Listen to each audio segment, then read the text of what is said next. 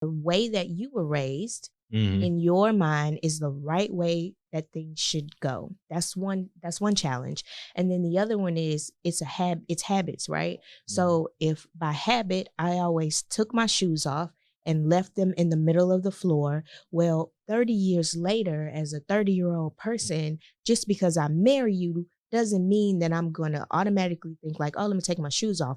Put them in their appropriate place. It's a Hmm. habit that needs to be broken.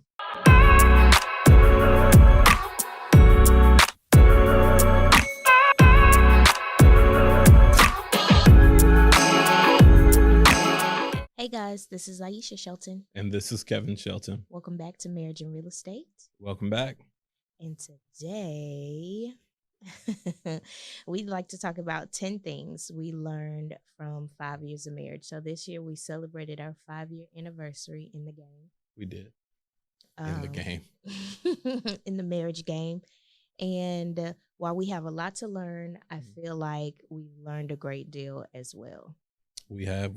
I think that it's unbelievable how fast time flies because 5 years is like super duper flying by. You look up and it's like, oh man. But it's like one step in a lifetime. So it's a very small like milestone. Sure, right? The wedding is just the beginning. And people be focused on that wedding. That wedding ain't nothing. It's a day. The wedding, yeah, it's a day. But this lifetime though, this lifetime That's a stuff, journey. that is definitely a journey. So we'd like to share 10 things that we learned from our marriage, from our 5 years of marriage. So let's not leave them waiting. Jump into it. So number one, communication is key. Communication is key. Do you have something to say about that? So I am not the best communicator. I actually don't like communicating when I feel some kind of way, but it hampers everything else. So you almost have to push yourself to communicate more than you want to. A lot of times I'll even come back after a conversation and communicate through text because I think that's easier sometimes. That don't always annoying. work. I'd be like, yeah, we good. Yeah, he definitely does that. And like thumb warrior this thing out. Twitter text fingers tell me, "Oh no, I'm good," or "You know what? Don't worry about it." And then you text me a 5-page paragraph of all the things that you're really feeling. I think that's easier than saying sometimes what I feel. It's hard to sit in your face and go, I don't like this. Y'all, what are praying hands? Put the praying hand emojis up for me. Pray for me. So communication is key because a lot of times anything that I feel could be communicated in advance.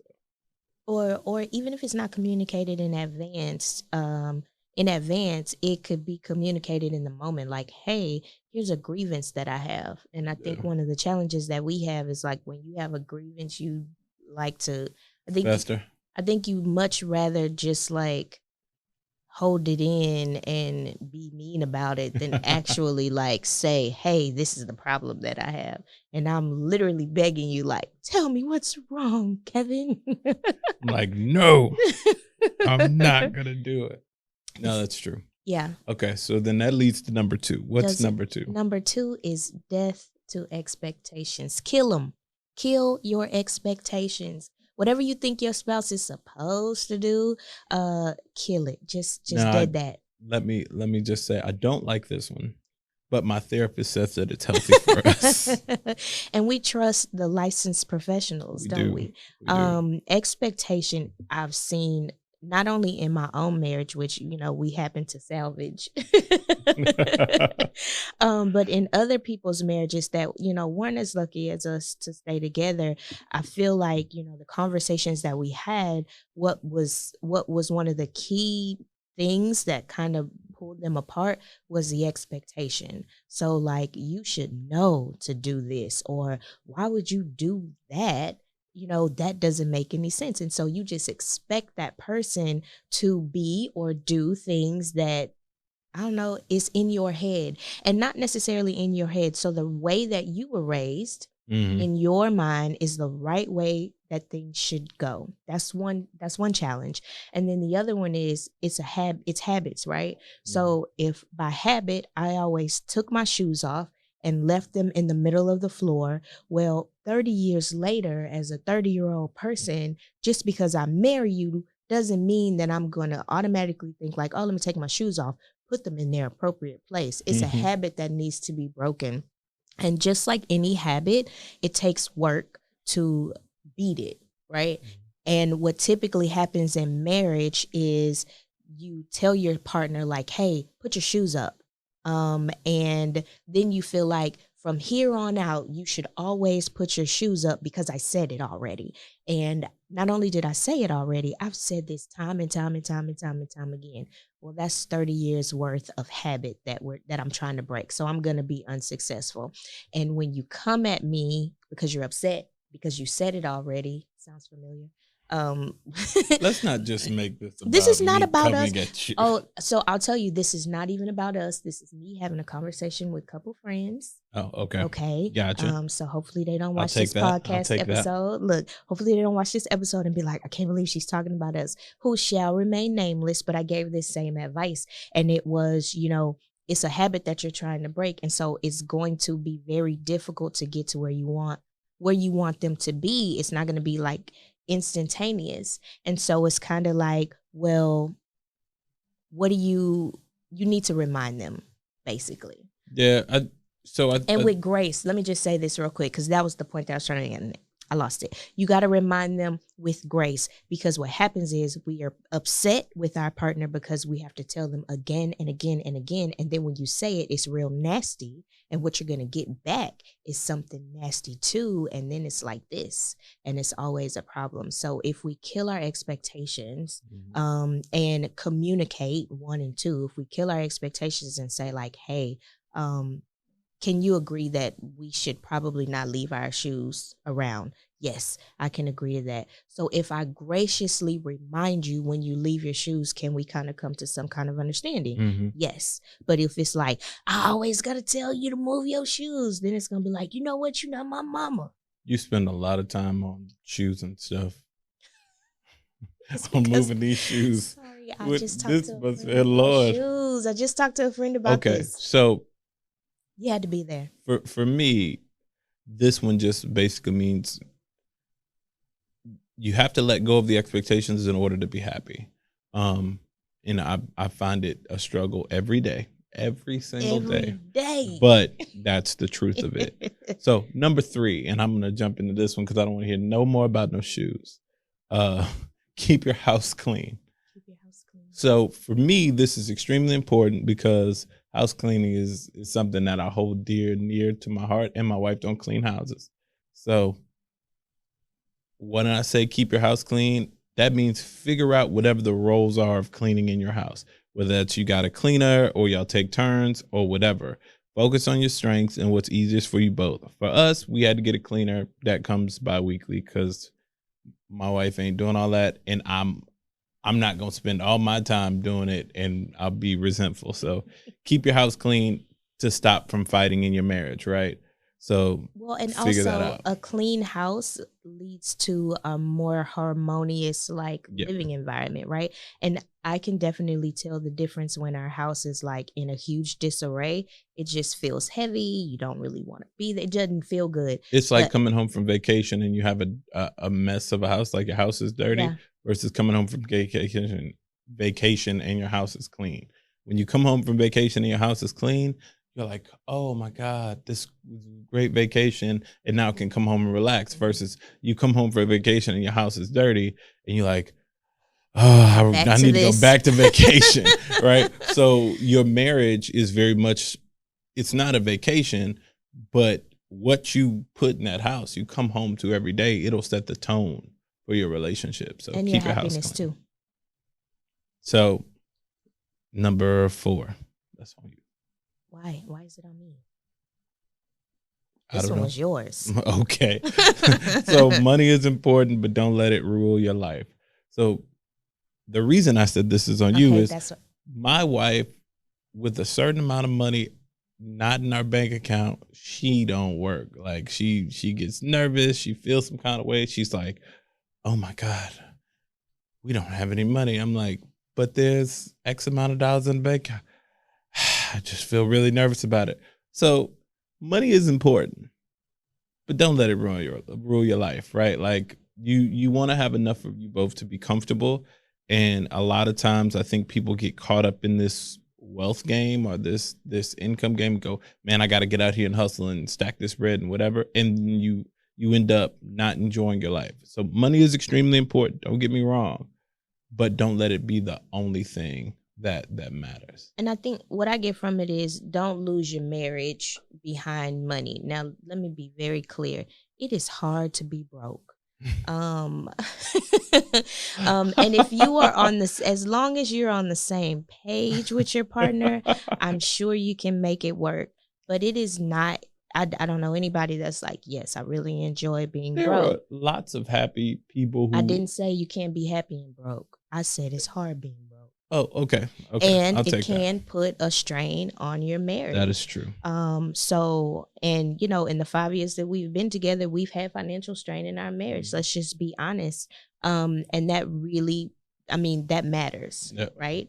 So while you don't let it rule your life, let's manage it well, because I don't want people to think like, don't let money rule your life. Let's do whatever we want. Or you have a partner. Yeah, you can't do whatever you want. That's or you not have a a part of partner it. that's a spendthrift, right? And it's Yeah. like, the Shelton said, don't let money ruin your life. Yeah, no, we're not saying. I'm just saying. Yeah. Let's clarify. Money is extremely important, and you have to focus on the partner who's better with money. If y'all both bad with money, I need to get somebody who's better with, because you need the money. You Yes. can't not have the money, Look, and listen but to you the can't person. let it be everything. That's a good one. Listen to the person who's good with money. That is true. Don't listen to yourself. If you know you're not good with money, like, rely on your partner. That's what your partnership is about. It is, I like to call it the God ordained mastermind. It's the mastermind. Rely on the strengths of your partner. And if somebody's better with money, let it go. You know who you are. So the next one is, it's us against all these kids. Now, if you that got a was bunch mine. of kids or one kid or any kids, it's still y'all against them kids. Man. It is. It Gotta is. be y'all against them kids. And we have a teenager, and then we have two young ones, right? And a lot of times, and I don't feel like we've gotten here yet, where a parent will build their life around their one child or a child. No, my life was very much like that when we got together. No, that's true. Oh, I definitely had to teach Kevin it's Oh, us man. against these kids. Because I was definitely like, it's me and my daughter. Like, we're gonna rule the world. We're gonna travel together, and we're gonna do whatever. And Hold Aisha on, let came me give in. him the reality Okay, go check. ahead. I was like, let me give you a reality check. She's young and adores you today. You her number one man. But as she grows up, she's going to find a new man. And while you build your whole entire life around this girl, she is going to go on about her business and find a man and have children and live a life. And you'll be stuck without a woman, aka me. So let me tell you something. Build your life around your marriage and not these kids. It's funny. So now, you know, that Kayla's 13, she's like, Dad, get out of my face, Dad. I told you it was I coming. want to hang with my friends, Dad. And I'm like, bro, where's our love? And sometimes she's all lovey-dovey. But not enough to build a Not life enough around. No, I need to definitely have my own life, but I was- would not have learned that if you didn't teach me that. So Would have been so disappointed, y'all. I would have been heartbroken. And also, too, this is not an issue that we have in our life at this present moment. But I've also seen couples who build their lives around their children, and then when their children go off to wherever they're going, to college or move on to that other phase of life, they don't know their partner because their entire lives were built around their Just for the children's kids. extracurricular activities, and so then when you stuck with this person, you're like, hey, how you doing? And now that I think about it, I don't like you. No, I mean, and that's very much kind of synthesizes why it has to be us against all these kids, because we still got to have this regardless of what they do, because they will grow up and do their own thing, and we need to let them and foster that and completely encourage them to be independent adults. You don't want a bunch of kids in your house for their whole lives. No. But you do want your partner, right? So True. So the next one's mine. I'm taking it because it's important to me. Have sex often. Do it. As much as possible. Do it. Look in the camera as much as possible. Have Do sex. it. Have sex as much as possible. Do Sex it a is lot. extremely important. Do it. Have sex. Yes. Marriage and real estate co-spawns sex. Are you done? Co-spawns sex. have you made your Sex. point? Is there something else you would like to Sex. say? Sex. Is there more? Yes. No, I'm sorry. What does that mean? Okay, it's a movie. No, it's not a movie, it's a show. But if you don't get it, you don't get it. Don't worry about it. Okay, so I think we've made that point. All right. It's important. Have sex. Follow the stack. Oh, that's yours. It can be mine. Follow the stack. The stack is, and we utilize this concept in various places, and we use it in our business. We use it in our marriage, and so we'd like to share with you. And the stack is, I cannot take credit for it, but I definitely talk about it all the time. Have couples that you eat from, have couples that you eat with, and have couples that you feed. You got to do the levels. It's always better when you do the levels. I did. Have couples. No, you didn't. You said you got to have couples have the couples that you eat from. Okay, go have ahead. the couples that you eat with. There we go. And have the couples that you feed. That's how you have the couples that you feed. Okay, so let's talk about the eat, feed, and there we go. Let's talk about the eat Give with. Give it to me. Give it all to me. Can't even say it. What you know? Eat with. And eat from and feed. Okay, so you should always have a couple that is like couple goals. Mm-hmm. They've been married for quite some time. They can. There's nothing new under this marriage sun. If you think you're the only couple going through this, you're absolutely crazy. But they can kind of give you the game. They can mentor you how to keep it together. Those are the mentors. The couples that you eat with.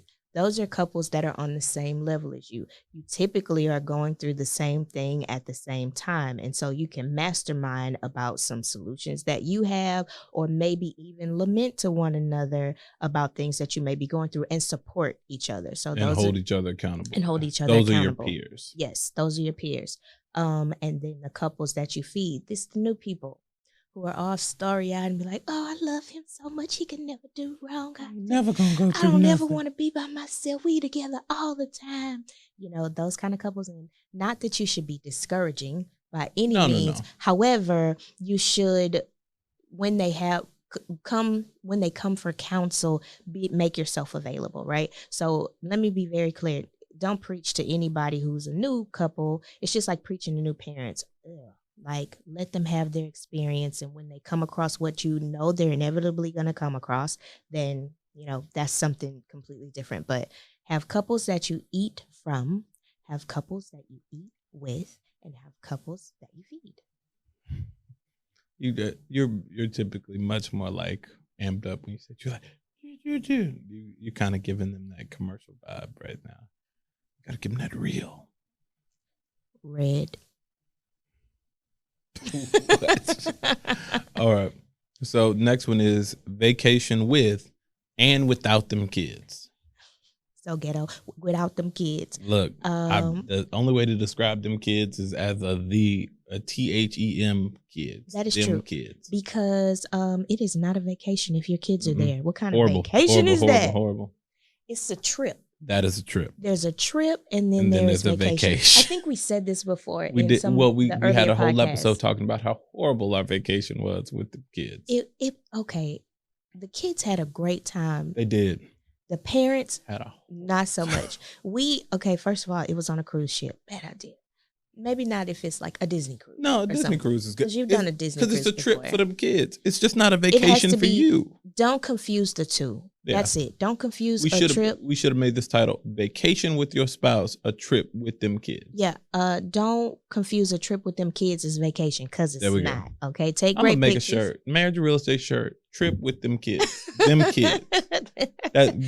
Those are two different things. Forward, we will refer to children as them kids. So look, I remember when we took the kids on the cruise, we got a balcony, and I was in my mind, I would wake up in the morning and sit out on the balcony of the cruise ship and drink coffee or something. And no, I had to be sure that my kids didn't climb on the railing and fall over the ship into the sea. It was just not. It was a trip with them kids. It was a trip with them kids. Please plan both. They are very important. Because a vacation can be amazing with your spouse. I love vacationing with you. I love vacationing with you too. With them kids, them trips with them kids. Listen. Okay, this one is for Kevin. Would like to introduce this one. Oh,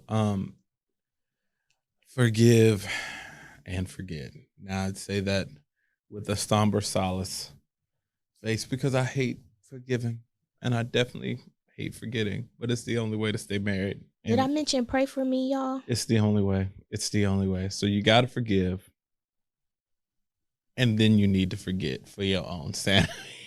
For your own sanity. Because once you're committed to the fact that you're going to be married, there's nothing that you should let stop you. So I mean literally forgive and forget often so that you can stay in the best mindset with your spouse. And if you're as lucky as me, you really do forget. And so your spouse gets new grace that is often true. Because I just didn't remember what you did.